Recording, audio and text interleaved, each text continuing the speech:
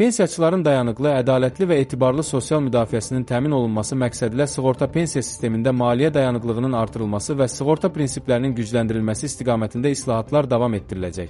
Milli AZ xəbər verir ki, bu Maliyyə Nazirliyinin tərtib etdiyi 2026-2029 illəri əhatə edən ortamüddətli xərclər çərçivəsində əksini tapıb.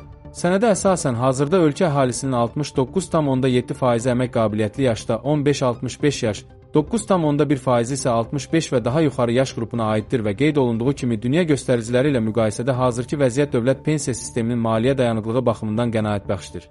Lakin növbəti bir neçə 10 illiklərdə ölkə əhalisinin tərkibində yaşlı əhalinin sayının və xüsusi çəkisinin artması dövlət pensiya təminatı sisteminin əsas maliyyə mənbəyi olan məcburi dövlət sosial sığorta haqqı ödəyicilərinin sayının azalmasına, nəticə etibarilə isə onun maliyyə öhdəliklərinin artmasına səbəb ola bilər.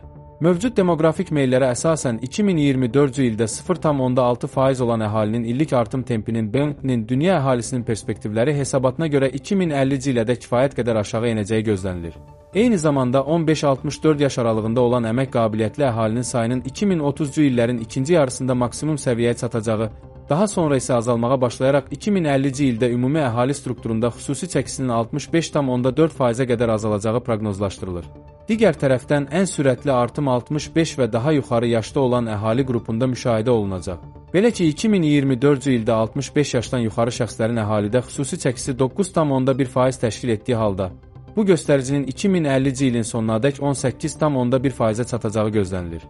Əlavə edilib ki, əhalinin iqtisadi rifah, tibbi xidmət, sosial təminatının yüksəlməsi fonunda əhalinin gözlənilən orta ömür uzunluğunun artması gözlənilir ki, bu da öz növbəsində əmək pensiyaçılarının orta pensiya ödənişi müddətinin uzanması və fondun maliyyə yükünün artırılması ilə nəticələnir.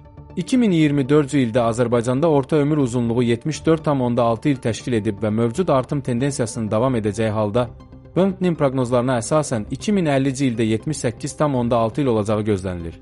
Qeyd olunan demoqrafik yaşlanma, qeyri-formal məşğulluq, əmək bazarındakı struktur dəyişiklikləri və qlobal çağırışlar fonunda əhalinin pensiya təminatının kəmiyyət və keyfiyyətcə artan müasir tələblərə uyğunlaşdırılması əsas prioritetlərdəndir. Pensiyaçıların dayanıqlı, ədalətli və etibarlı sosial müdafiəsinin təmin olunması məqsədilə sığorta pensiya sistemində maliyyə dayanıqlığının artırılması və sığorta prinsiplərinin gücləndirilməsi istiqamətində islahatların davam etdirilməsi mühüm əhəmiyyət daşıyır. Bu kontekstdə Əmək və Əhalinin Sosial Müdafiəsi Nazirliyinin tabeliyində olan Dövlət Sosial Müdafiə Fondunun ƏMS sərbəst vəsaitlərinin investisiya fəaliyyətinə cəlb edilməsi pensiya sisteminin uzunmüddətli sabitliyi və gələcək maliyyə davamlılığının təmin olunmasında vacib alət kimi çıxış edir.